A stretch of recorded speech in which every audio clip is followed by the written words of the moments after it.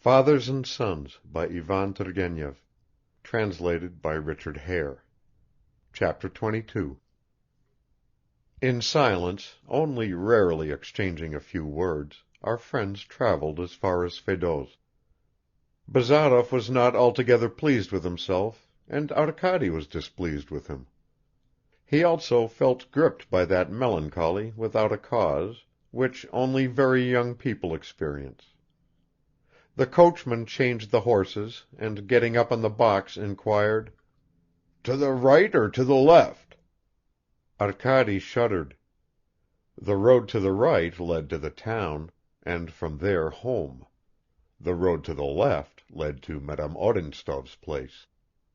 He looked at Bazarov. "Evgeny," he asked, "to the left?" Bazarov turned away. "What folly is this?" he muttered.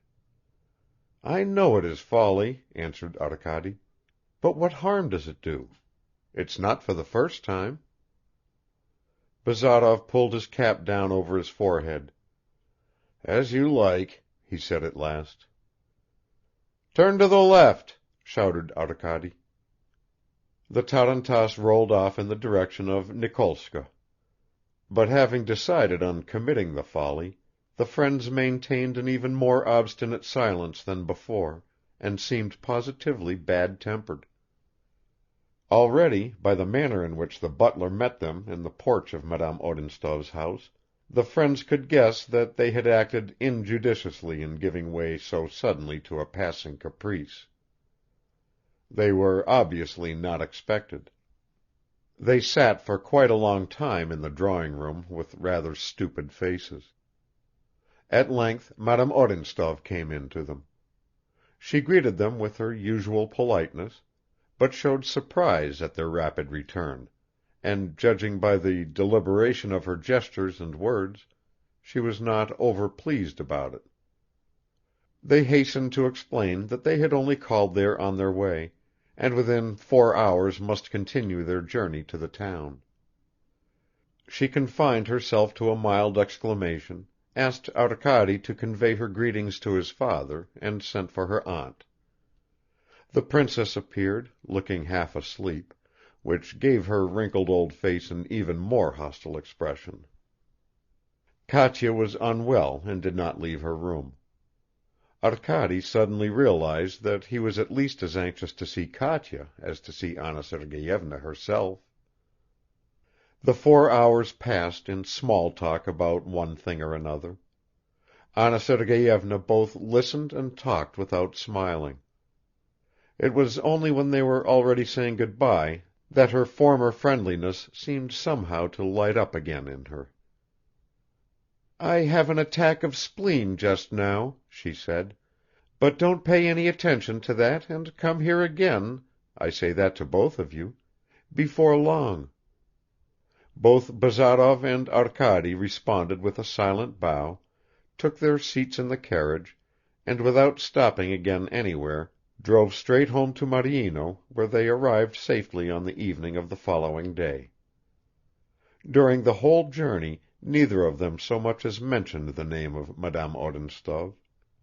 Bazarov, in particular, hardly opened his mouth, and kept staring sideways at the road with a kind of embittered concentration. At Marino everyone was overjoyed to see them. The prolonged absence of his son had begun to make Nikolai Petrovich uneasy. He uttered a joyful exclamation and bounced up and down on the sofa, dangling his legs, when Fenichka ran in to him with sparkling eyes and announced the arrival of the "young gentleman." Even Pavel Petrovich felt to some degree pleasantly excited, and smiled indulgently as he shook hands with the returned wanderers. Talk and questions followed quickly.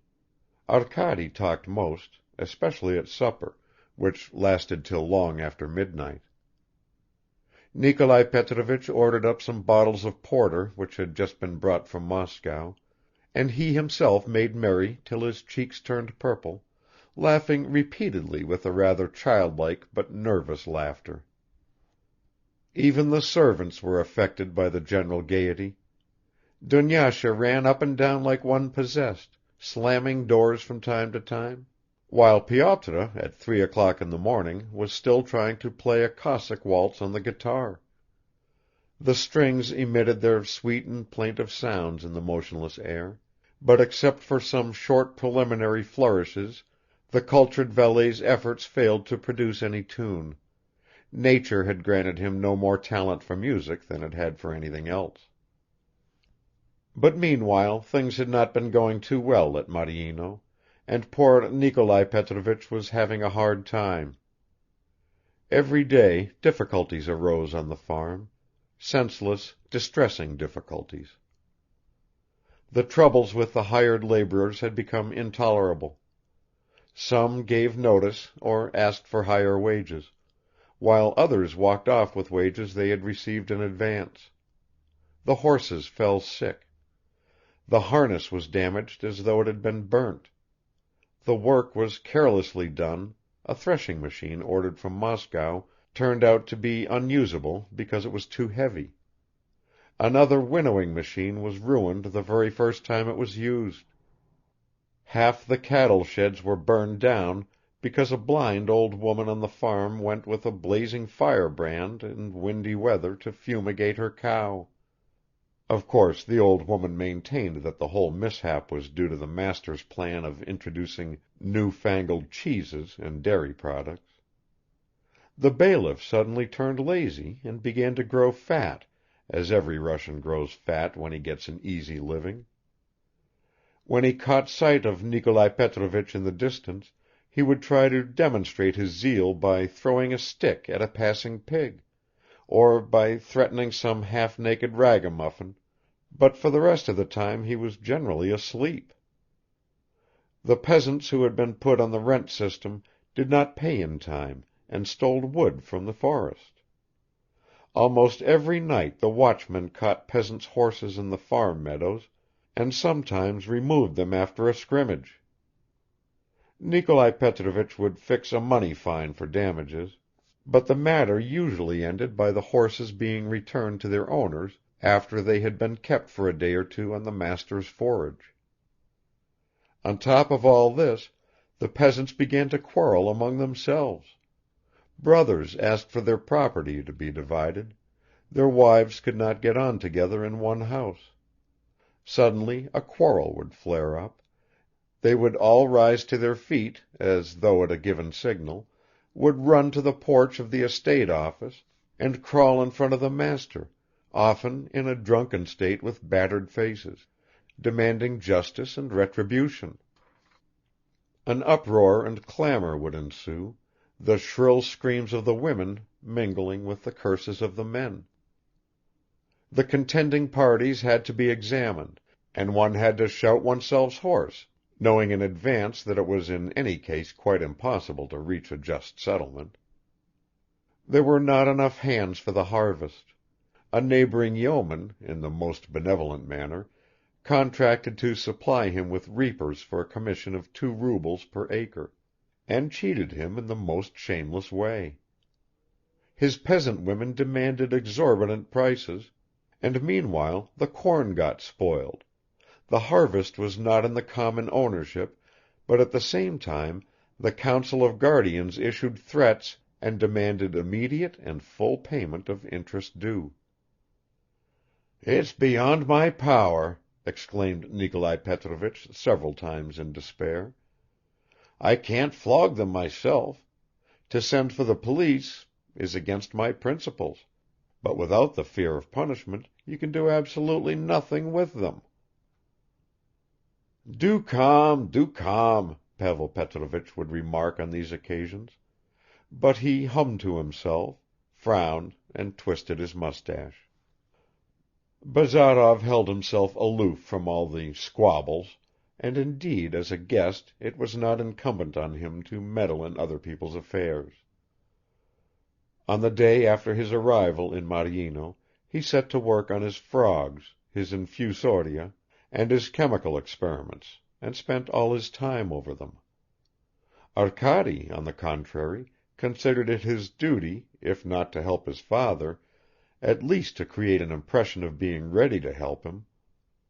He listened to him patiently and sometimes gave his advice, not that he expected it to be acted upon, but in order to show his concern.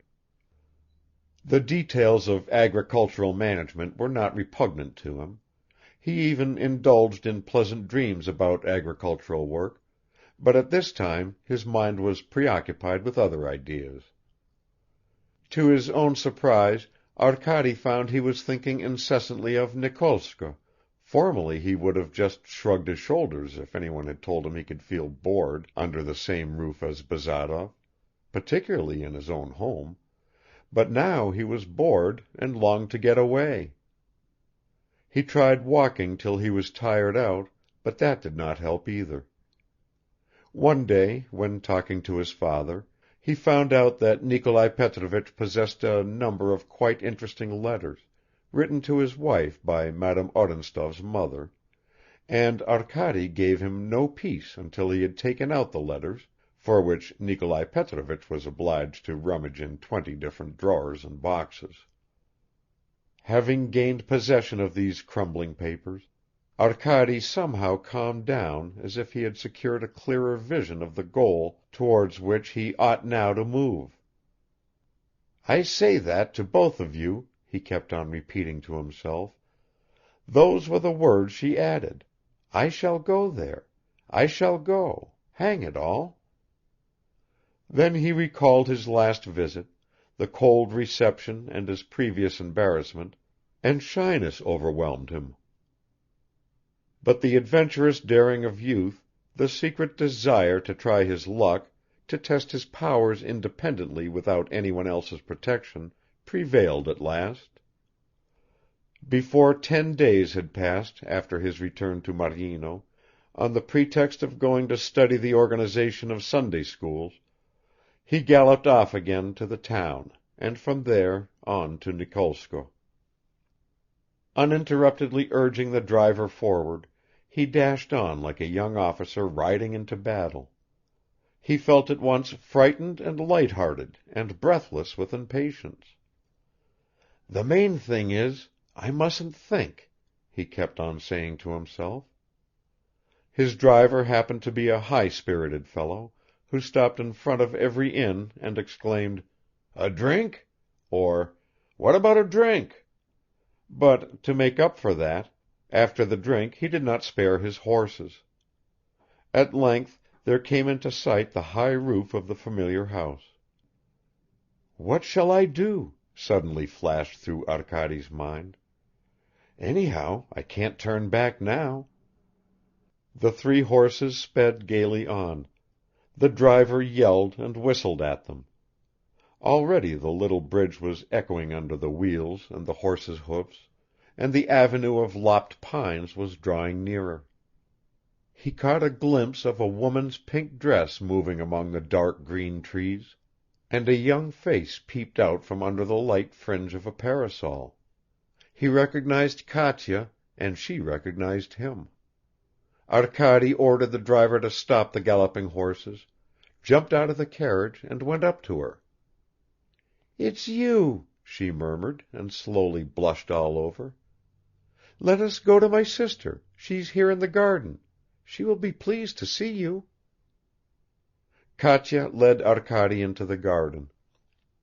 His meeting with her struck him as a particularly happy omen.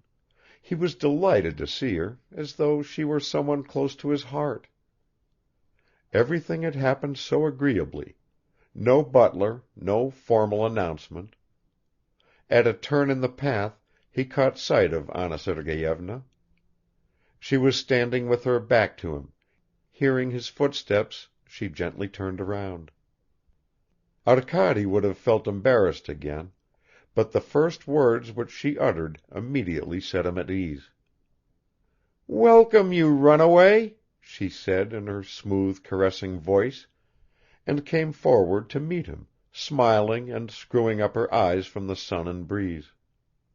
"Where did you find him, Katya?" "I have brought you something, Anna Sergeyevna," he began, "which you certainly don't expect." "You have brought yourself; that's better than anything else." Chapter 23